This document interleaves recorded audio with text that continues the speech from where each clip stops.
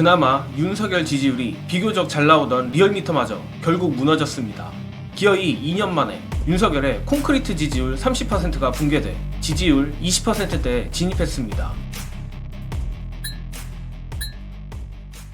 지난주 갤럽이나 뉴스토마토 여주와 마찬가지로 이번 주 리얼미터에서도 윤석열 지지율이 하락하여 마침내 지지율 30% 선이 무너졌습니다.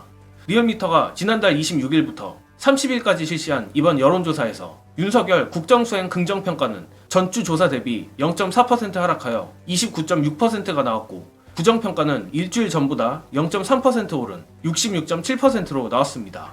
이로써 리얼미터에서 발표한 조사 중 역대 두 번째로 낮은 수치가 나왔는데, 최저치는 취임 3개월 차였던 2022년 8월 1주차의 29.3%입니다.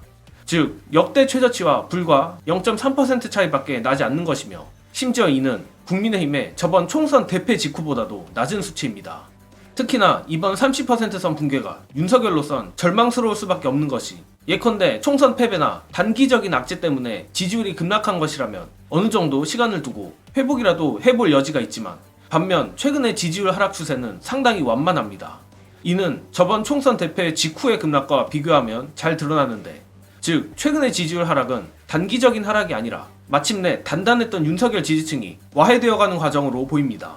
사실 따지고 보면 너무도 당연한 결과일 수밖에 없는 것이, 윤석열의 마지막 남은 지지층은 70대 이상 연령층인데 최근 의료 대란으로 윤석열 스스로 마지막 남은 지지 그룹을 선제 타격해버렸습니다. 오히려 자신의 마지막 지지층에게 이렇게 직접적인 타격을 가했음에도 이 정도라도 버티고 있는 것이 신기할 지경입니다.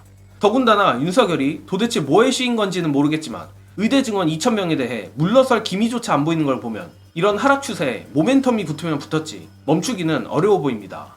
마침 오늘 뉴스공장에서도 비슷한 취지로 지적을 했는데, 재밌는 건 현재의 지지율 흐름이 누군가를 떠올리게 한다는 겁니다.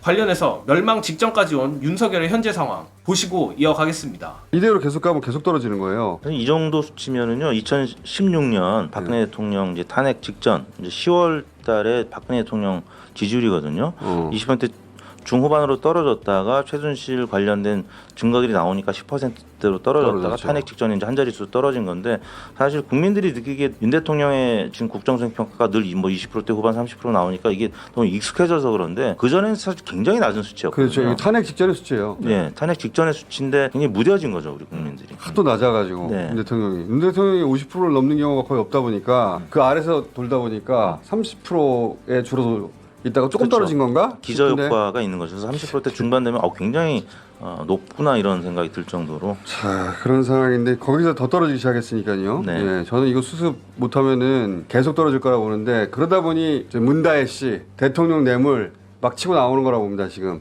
더 떨어지지 말라고. 네. 예, 뭐 정책으로 끌어올릴 방법은 없으니까. 영상 말미에 언급한 전 정권 수사가 과연 이 시국을 돌파하는데 도움이 될런지는 모르겠습니다. 과문한 제가 감히 추측해보자면, 현재 보수층조차 윤석열에게 마음을 돌린 이유는 전 정권에 대한 열패감을 해소시키지 못해서가 아니라 그야말로 나라를 거덜내고 있기 때문이라 보는데, 따라서 일부 소수의 극보수층에게는 먹힐지 모르겠지만 의료 대란을 근본적으로 해결하지 못하는 한 이 추세는 꺾이지 않을 것이라 생각합니다. 또한 이러한 윤석열발 대재앙을 국민의힘도 온전히 받아먹고 있는 모양새인데, 같은 리얼미터 조사에서 국힘 지지율은 지난주 대비 4.2% 폭락하여 32.8%, 민주당은 2.2% 상승한 42.2%로 나왔습니다. 격차가 9.4%로 벌어지며 다시 오차 범위 바깥으로 튀어나가 버린 것인데, 이거 국민의힘으로서도 여러 생각을 할 수밖에 없을 겁니다.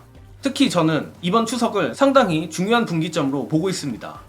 아무리 조심한다 한들 명절에 탈이 나는 사람이 없을 수 없을 거고, 모든 일가 친척들이 가족의 응급실 뺑뺑이를 직접 경험하는 대참사가 일어날 가능성이 높습니다. 즉 명절 이후 윤석열이나 국민의힘이나 지지율이 얼마나 더 추가 하락을 하느냐에 따라 국민의힘도 서서히 윤석열 손절각을 잡지 않을까 싶은데, 과연 여론이 어떻게 흘러갈지, 정말로 2016년의 연말 흐름과 비슷하게 가는지 유심히 지켜보고 시청자 여러분들께도 공유드리겠습니다. 이번 영상은 여기까지 하겠습니다. 시청해주신 여러분 감사합니다.